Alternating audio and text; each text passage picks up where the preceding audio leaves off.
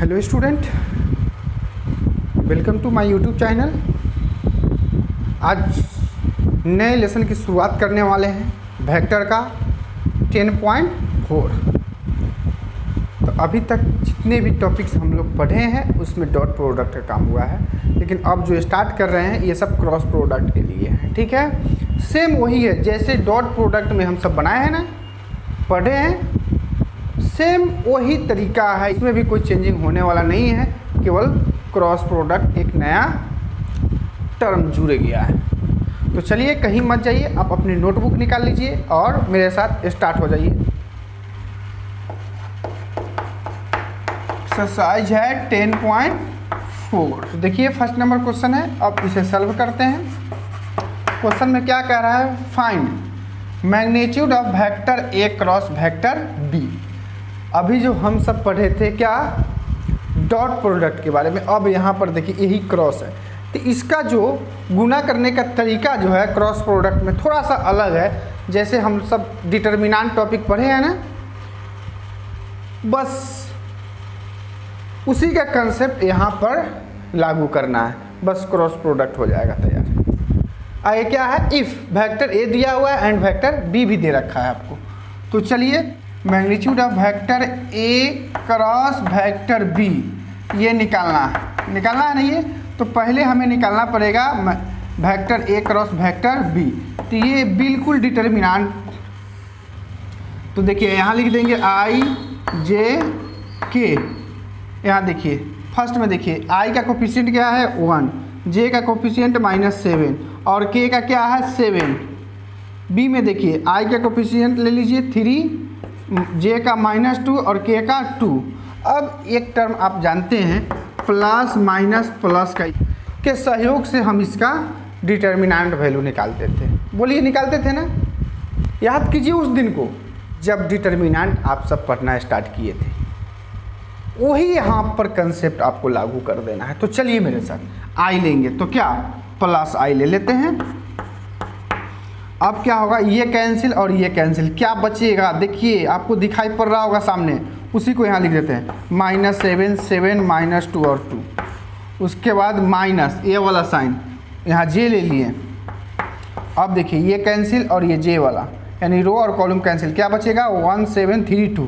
तो 1 7 3 2 क्लियर है। उसके बाद प्लस क्या यहाँ लेंगे के। अब ये बताइए ये कैंसिल और ये कैंसिल, क्या बचेगा 1 -7 3 -2 क्लियर है यहाँ। अब यहाँ देखिए आई, इसको गुना कीजिए तो -14 और ये हो 7 में -2 से मल्टीप्लाई करेंगे तो -14 क्लियर है यहाँ तक, क्योंकि बीच में माइनस देंगे, रिलेशन होता है first diagonal minus second diagonal, ध्यान रखिएगा। सेम यही प्रोसेस है यहाँ 2 और ये 21 प्लस जी के -2 और माइनस ये हो जाएगा 21। अब यहाँ देखिए आई -14 और माइनस माइनस प्लस 14 माइनस जे, अब ये क्या हो जाएगा -19 प्लस के और यहाँ होगा -2 और माइनस माइनस प्लस 21। अब ये 0 हो जाएगा, हटा दीजिए, यहाँ हो जाएगा माइनस माइनस प्लस 19 जे और यहाँ हो जाएगा प्लस 19 के। क्लियर है, ये निकल गया। अब हेंस कर दीजिए, मैग्नीट्यूड इसका निकाल दीजिए। कैसे, आई जे का कोफिशिएंट ले लीजिए और के का कोफिशिएंट ले लीजिए, क्योंकि आई तो है ही नहीं। अब इसे सॉल्व कर देंगे तो क्या हो जाएगा ये बताइए पहले। 19 का स्क्वायर क्या होगा 61 प्लस 3 61, यही होगा ना। अब यहाँ देखिए इसको, तो अब इस दोनों को ऐड करेंगे तो क्या हो जाएगा 2 6 और 6 12 और 3 3 6 और 1 7। अब इसका हो जाएगा 19√2। आप इस तरह से कर करके आप चेक कर लीजिए, 2 से ऐसे लगा करके अपने क्लियर हो जाएगा। तो ये सब आप पढ़े हुए, इस तरह का कैसे हम निकालते हैं हिसाब, ये सब बताने की ज़रूरत नहीं है इस क्लास में। प्रॉब्लम हो तो आप कमेंट में लिखिएगा, उसे भी हम बता देंगे आपको। तो ये समझ में आया ना कैसे क्रॉस प्रोडक्ट हम निकालते हैं। क्योंकि ये सब जो लेसन 10.3 में पढ़े थे वहाँ डॉट था और यहाँ पर क्या है, क्रॉस है। बस यही थोड़ा सा चेंजिंग है और कुछ चेंजिंग नहीं है, सारा कंसेप्ट वही रहेगा आपको। तो चलिए हम नेक्स्ट क्वेश्चन भी लेकर के आपको बताते हैं कि तो देखिए सेकंड नंबर में क्वेश्चन आप सबको दिखाई पड़ रहा होगा। इससे पहले एक दो बार पढ़ लेते हैं और आप सबको समझा देते हैं, उसके बाद हम बनाना स्टार्ट करेंगे। तो देखिए क्या है, find a unit vector perpendicular to each of the vectors a plus b vector की फॉर्म में and vector a minus vector b where vector a is equal to इतना है and vector b is equal to इतना। यानी vector a और vector b दे रखा है हमें, और हमें क्या फाइंड करना है, unit vector perpendicular to each of the, यानी इतना की फॉर्म में। तो पहले आप इस क्वेश्चन में यूनिट वेक्टर निकालने से पहले आपको vector a plus vector b निकालना पड़ेगा। तो चलिए हम सॉल्व करते हैं और यहाँ पुट कर लेते हैं हम vector c is equal to हम कर लेते हैं vector a plus vector b, क्योंकि a का वैल्यू क्या है यहाँ देखिए 3i plus 2j plus 2k, अब प्लस वेक्टर b क्या है यहाँ i plus 2j minus 2k। अब बीच में एडिशन का साइन है तो आप एडिशन कर दीजिए, 3i और 1i कितना हो जाएगा 4i, 2j और प्लस 2j क्या हो गया 4j, 2k और माइनस 2k यानी प्लस में है तो क्या हो जाएगा 0k। क्लियर हो गया। चलिए यानी c का वैल्यू निकल गया, हम c मान लिए हैं। अब d चलिए हम कर लेते हैं, इसे d ले लेते हैं। Vector a minus vector b, a क्या है यही टर्म को हम यहाँ लिख देते हैं 3i plus 2j plus 2k minus vector b क्या है i plus 2j minus 2k। Clear है यहाँ। चलिए अब इसे आगे सॉल्व करते हैं, 3i plus 2j plus 2k minus से मल्टीप्लाई कीजिए, minus i minus plus minus 2j minus minus plus 2k। Clear है यहाँ। चलिए 3i में से एक i को आप माइनस कर दीजिए तो क्या होगा 2i, 2j है पॉजिटिव और यहाँ निगेटिव है 2j तो क्या हो जाएगा 0j, 2k है प्लस में यानी पॉजिटिव है और यहाँ भी पॉजिटिव है तो क्या हो जाएगा 4k। क्लियर है। बोलिए यहाँ क्या करेंगे हम vector c cross vector d निकालेंगे। तो ये देखिए डिटर्मिनेंट के जैसा ही इसका कंडीशन है तो हमें निकालना ही पड़ेगा। तो यहाँ लिखते हैं पहले i j k। अब यहाँ देखिए c क्या है यहाँ 4 और j का कोफिशिएंट बताइए 4 और यहाँ k का 0 हो गया, और यहाँ i का कोफिशिएंट 2 है और j का 0 है और k का यहाँ क्या है 4। तो अब यहाँ पर देखना है आगे क्या करते हैं हम, ये ध्यान रखिए प्लस माइनस और प्लस ये साइन डिटर्मिनेंट वैल्यू निकालते हैं तो ये साइन का बहुत ही महत्व है। तो चलिए हम इसका आगे काम करते हैं। तो देखिए प्लस j, अब यहाँ देखिए j क्या है ये रो और ये कॉलम कैंसिल कर दिए तो क्या आपके पास बचा 4004, तो यहाँ लिखेंगे 4004। क्लियर है यहाँ। उसके बाद माइनस j लेंगे यहाँ तो क्या होगा ये कैंसिल और ये कैंसिल, क्या बचेगा 4024। क्लियर है यहाँ। और प्लस के अब यहाँ इसे निकालेंगे तो ये कैंसिल क्या बचेगा 4420, तो 4420। क्लियर है यहाँ। अब चलिए इसे सॉल्व कर देते हैं। यहाँ ये i है तो i, अब यहाँ देखिए 4 में 4 से मल्टीप्लाई करेंगे तो क्या होगा 16 और ये 0 हो जाएगा माइनस j। फिर यहाँ देखिए 16 माइनस 2, सॉरी यहाँ 0 में 2 से मल्टीप्लाई करेंगे तो 0 ही होगा, प्लस के 4 में 0 से मल्टीप्लाई करेंगे 0 और 4 में 2 से क्या हो जाएगा 8, तो ये हो जाएगा 16i और ये हो जाएगा माइनस 16j और ये क्या हो जाएगा बोलिए माइनस 8k। ये निकल गया। अब इसका मैग्नीट्यूड निकाल देते हैं, vector c cross vector d। तो यहाँ मैग्नीट्यूड कैसे निकालेंगे 16 का स्क्वायर प्लस यहाँ माइनस 16 का स्क्वायर अब प्लस ये माइनस 8 का स्क्वायर। मालूम है माइनस 16 का स्क्वायर क्या होगा 256। यहाँ डायरेक्ट लिख दिया, आप समझ जाइएगा 256 होगा। फिर 16 का स्क्वायर हो जाएगा 256 और 8 का हो जाएगा 64। अगर नहीं विश्वास है तो आप चलिए यहाँ मल्टीप्लाई करके चेक कर लीजिए। 6 में 6 से मल्टीप्लाई करेंगे 36 और 6 में 1 से तो 6 और यहाँ कैट देखिए, समझ में आया। तो इस तरह से आप चेक कर लीजिएगा कि ऐसे गलती नहीं हो। अब यहाँ इसे ऐड करते हैं, ऐड कर दीजिए, देख लीजिए 6 और 4 5 क्लियर है यहाँ। अब इसका क्या हो जाएगा मालूम है 24। ये सब ध्यान में रखिएगा। अब देख लीजिए 24 से 24 में मल्टीप्लाई कीजिए तो इतना आएगा, चेक कर लीजिए एक बार। तो हम चेक कर लेते हैं, चलिए आप सबके लिए इतना तो ज़रूर करेंगे हम। तो देखिए यही है ना, तो यानी 24 आ गया, क्लियर है। चलिए इसका काम कर दीजिए। Unit vector perpendicular to each of the vectors इतना और इतना, तो इतना का नाम हम सी रखे हैं और इतना का नाम डी रखे हैं। तो डायरेक्ट लिख देते हैं हेंस क्या है unit vector, unit vectors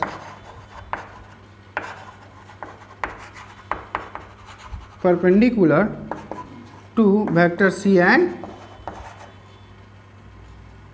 vector D. तो क्या फार्मूला हो जाएगा, डेट मीन्स यहाँ डायरेक्ट कर दीजिए equal plus minus vector C plus vector D upon magnitude of vector C vector D, clear है। अब इसका वैल्यू देखिए, यहीं पर लिख देते हैं इसका वैल्यू क्या है, कहीं निकाले हैं, यहाँ निकाले हैं। तो ये देख लीजिए 16i माइनस 16j और यहाँ हो जाएगा माइनस 8k अपॉन में क्या हो जाएगा 24। यहाँ से 8 कॉमन ले लीजिए, प्लस माइनस लिख दीजिए, इसको ब्रैकेट्स में कर दीजिए। अब यहाँ से क्या कर लीजिए 8 कॉमन लेकर के और कैंसिल कर दीजिए, आपका आंसर हो जाएगा 2, एक प्लस में होगा एक माइनस में होगा। तो यहाँ से तो आप कर लीजिएगा। चलिए ये क्वेश्चन एकदम इजी है, एकदम आसान लेसन है। वेक्टर जो है बिल्कुल आसान है और आप सबको लग रहा भी होगा क्योंकि क्लास आप 11th में फिजिक्स में भी स्टडी थोड़ा बहुत ये सब के बारे में ज़रूर किए होंगे, डॉट प्रोडक्ट और क्रॉस प्रोडक्ट के बारे में। तो आज वो ज़रूर काम दे रहा होगा, अब बहुत ही ईजी लग रहा होगा। तो उम्मीद है कि आप लोगों को अच्छे से समझ में आया होगा। तो चलिए हम नेक्स्ट क्वेश्चन लेकर के बढ़ते हैं। तो देखिए 3rd नंबर भी क्वेश्चन आप सबको दिखाई पड़ रहा होगा और हम इसे सॉल्व करते हैं और आपको समझाते हैं। एंगल दिया हुआ है आई के लिए, जे के लिए एंड के के लिए, जो हमें निकालना पड़ेगा थीटा। तो आई जे क्या है, एंगल होता क्या है तो आप जानते हैं। यहाँ हम लेट कर लिए angles alpha beta and gamma with i j and k लिए। अब एक फार्मूला होता है, वी नो डेट क्या cos square alpha plus cos square beta plus cos square is equal to 1। Alpha i के लिए है, बीटा जे के लिए और गामा जो है किसके लिए, के लिए है। तो चलिए यहाँ तो आई के लिए एंगल दिया हुआ है क्या, रेडियन अपॉन 3 और जे के लिए भी दिया हुआ है क्या, रेडियन अपॉन 4 और इसके लिए निकालना पड़ेगा, यही है ना। तो रहने दीजिए इसे। अब यहाँ रेडियन अपॉन 3 कहने का मतलब 180 में 3 से हम डिवाइड करेंगे तो कितना हो जाएगा 60। तो cos 60 का वैल्यू क्या होगा 1/2 स्क्वायर दे दीजिए। और यहाँ cos 44 का वैल्यू क्या होगा 1/√2 स्क्वायर दे दीजिए और इसे रहने दीजिए। आप सॉल्व करते तो 1/4 प्लस 1/2 प्लस कॉस स्क्वायर, यहाँ पर हम लिख देते हैं gamma is equal to theta, ठीक है। तो इसका एलसीएम लेंगे तो क्या हो जाएगा बताइएगा 4। तो 1 + 2 प्लस कॉस स्क्वायर थीटा, तो यहाँ पर हो जाएगा cos square theta is equal to 1। इधर प्लस में है तो इधर क्या हो जाएगा माइनस में 3/4। ऐसा क्यों कर दिए, आप गामा से भी लेकर के चल सकते थे, कोई दिक्कत नहीं है कि, लेकिन यहाँ थीटा लिखा हुआ है इसलिए थीटा यहाँ से ले लिए, क्लियर है। चलिए इससे कोई दिक्कत नहीं है, यहाँ alpha beta gamma lambda theta phi कुछ भी हो सकता है। अब इसका एलसीएम लेंगे तो क्या होगा 4 तो ये 4 माइनस 3, तो cos square theta is equal to 1/4। तो cos theta is equal to क्या हो जाएगा, प्लस माइनस 1/2। तो कॉस थीटा इक्वल प्लस वाला ले लीजिए, एंगल प्लस मिलेंगे, ठीक है ना, माइनस वाला को छोड़ दीजिए। तो थीटा इक्वल क्या हो जाएगा, कॉस इनवर्स 1/2। तो यहाँ theta is equal to cos inverse. अब बताइए 1/2 कॉस कितना डिग्री का वैल्यू है, रेडियन अपॉन 3, 60 डिग्री का। अब इसका फार्मूला जानते हैं, तो थीटा इक्वल क्या हो जाएगा, रेडियन अपॉन 3। ये निकल गया किसके लिए, थीटा। थीटा किसके लिए, के के लिए। तो के क्या भी निकल गया। समझ में आया, बिल्कुल आसान है। अब लास्ट में लिख लीजिए कंपोनेंट। अब एक के लिए हो गए, हेंस करके कंपोनेंट्स लिख दीजिए आप।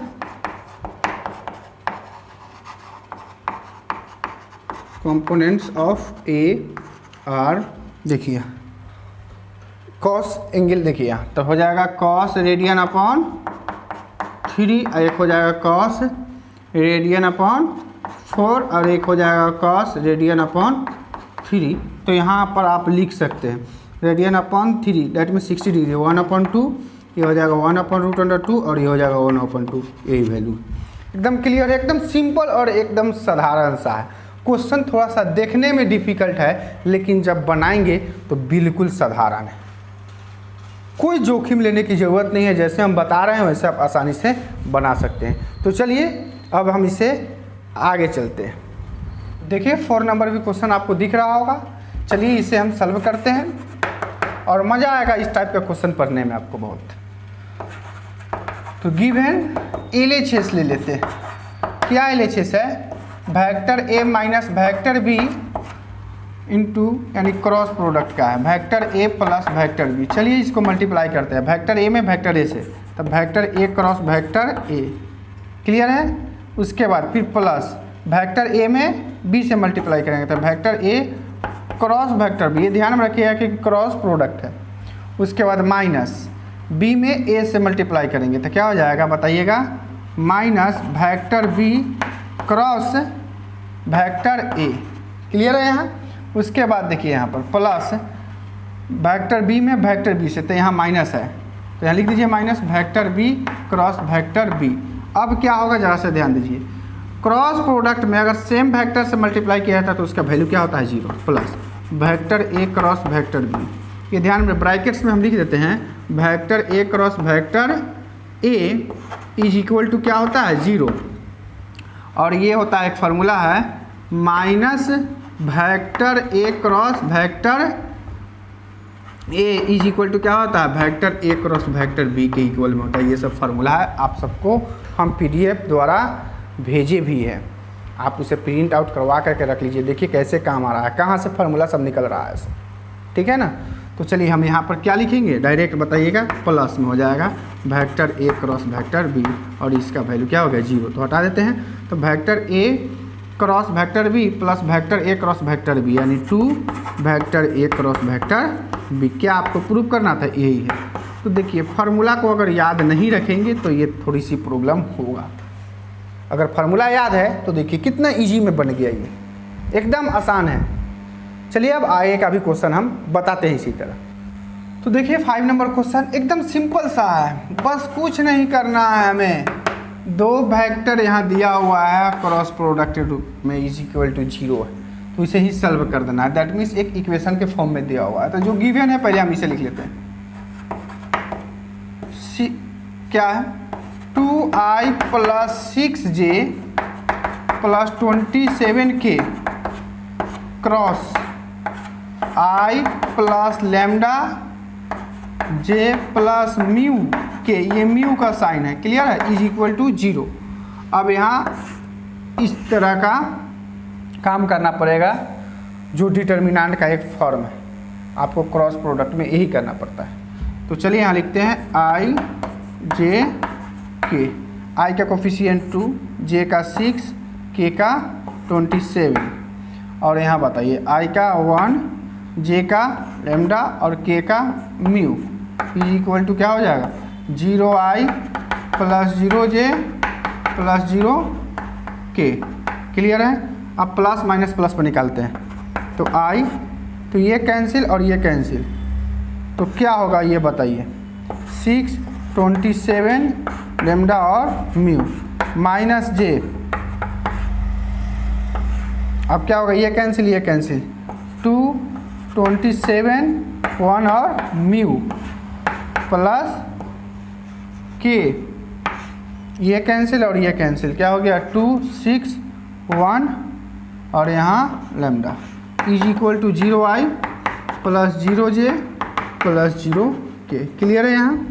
चलिए आई अब मल्टीप्लाई कीजिए क्रॉस में, 6 mu minus 27 lambda minus J 2 mu minus 27 plus K 2 lambda minus 6 is equal to 0i plus 0j plus 0k। अब यहाँ देखिए आई वाले आई के साथ, तो i 6 mu minus 27 lambda is equal to 0i।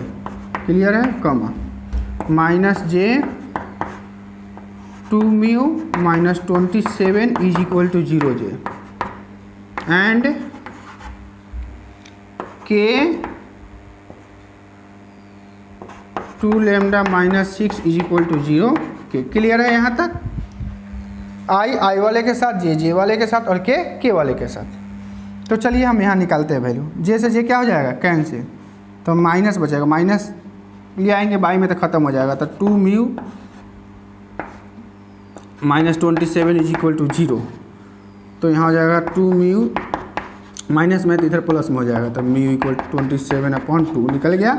और इससे हम लैम्डा का निकाल देते हैं, के से के कैंसिल हो जाएगा। तो 2 lambda minus 6 is equal to 0, तो 2 लैम्डा इज इक्वल टू क्या हो जाएगा, 6 कैंसिल कर दीजिए 3, तो लैम्डा इज इक्वल टू 3। देखिए निकल गया। अब कहिएगा कि इसका, तो इसका कोई ज़रूरत नहीं, इसी से निकल गया। इसमें भी तो म्यू है और लैम्डा है। समझ में आया? एकदम सिंपल साधारण सा क्वेश्चन है। आप लीजिए बुक और बनाना स्टार्ट कर दीजिए। आप प्रॉब्लम है तो व्हाट्सएप पर हमसे पूछिए क्वेश्चन को, क्योंकि हम हर एक क्वेश्चन को नहीं बता सकते हैं। अगर आपकी प्रॉब्लम है क्वेश्चन में तो हम बताएंगे। क्लियर है? तो उम्मीद है कि आप सबको अच्छे से समझ में आया होगा और आप मेहनत कीजिए और आगे बढ़ने की कोशिश करें, क्योंकि वेक्टर जब समाप्त होगा उसके बाद हम 3D पढ़ाएंगे और 3D पढ़ाने के बाद हम फिर आ जाएंगे कैलकुलस की दुनिया में, क्योंकि केवल कैलकुलस ही कैलकुलस बचा हुआ रहेगा और लास्ट में हम प्रीपेयर क्लास भी चलाएंगे। तो चलिए इसका आगे का क्वेश्चन है उसे बनाइए। प्रॉब्लम है तो आप हमसे पूछ सकते हैं व्हाट्सएप।